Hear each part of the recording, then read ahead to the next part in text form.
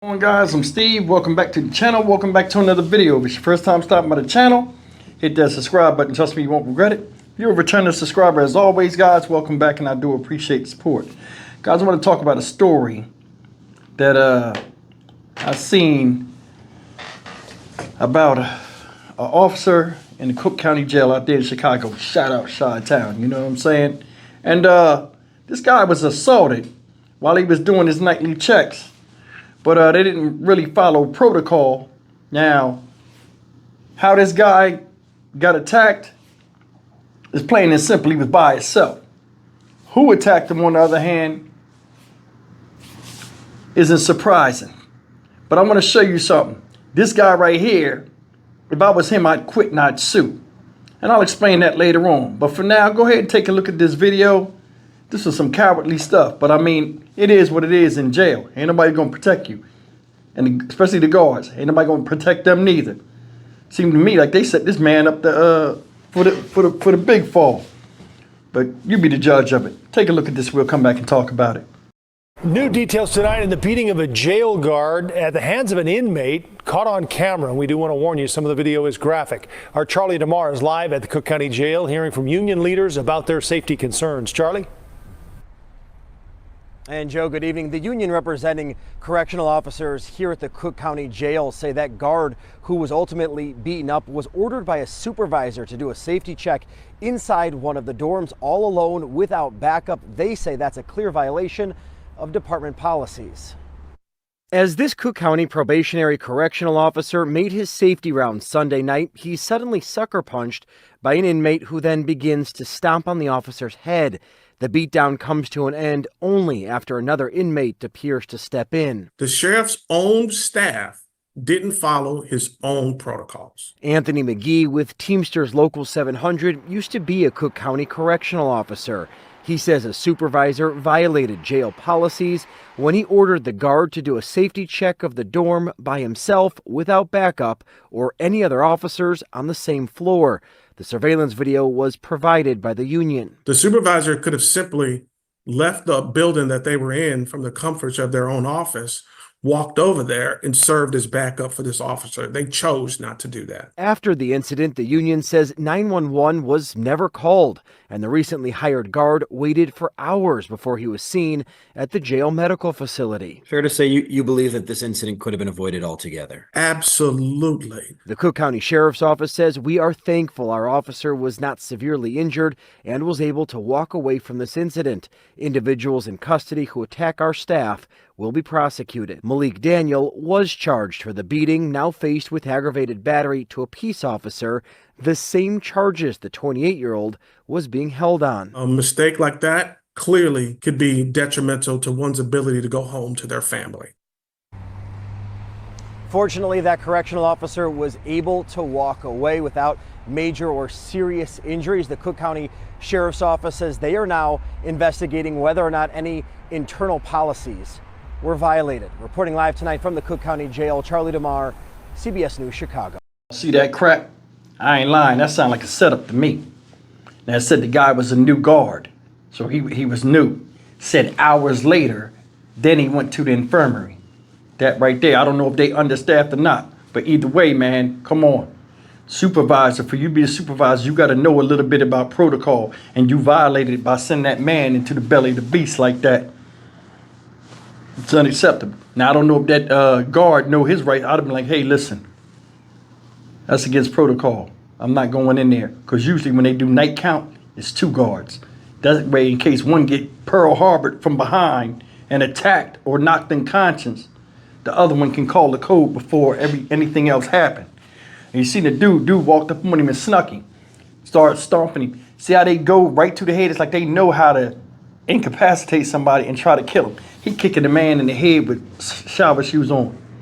I'd have gave him life. Did you hear what they said? Oh, he was locked up for the same thing. So I don't know if they moved him to another pod after he got in trouble for attacking another guard, but you knew he was in there, but you sent this guy in there by himself. That guy lucky he ain't get knocked unconscious, because if he got knocked unconscious, I guarantee you a lot of them other inmates would have jumped up, you know what I'm saying? And probably went through his pockets and all that kind of stuff. Jail is one of them places, man, that you ain't safe whether you a guard or an inmate. That's the thing. People think they go in jail, the guard gonna protect you. Nah, he ain't gonna protect you. Let you start getting stabbed up in front of the guard. First thing he gonna do is race for the gate. Then he gonna call the code. And I've seen it multiple times, people getting stabbed up, the guard standing outside. Skid off of them, stop. They're not coming till the SWAT team come. They wanna go home at night. Whereas your home is there with the rest of them animals that you're around. That was some corny shit that dude did, but I mean, I don't know what it was about. But I do know when you're doing that type of stuff, it says a lot about you. Some people can't take orders. And I'm going to tell you something about jail.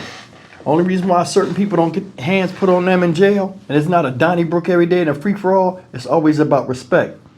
For some reason, they didn't respect that guard. That's why that inmate felt as though he could do that in front of everybody. Now, did you see the big guy come up?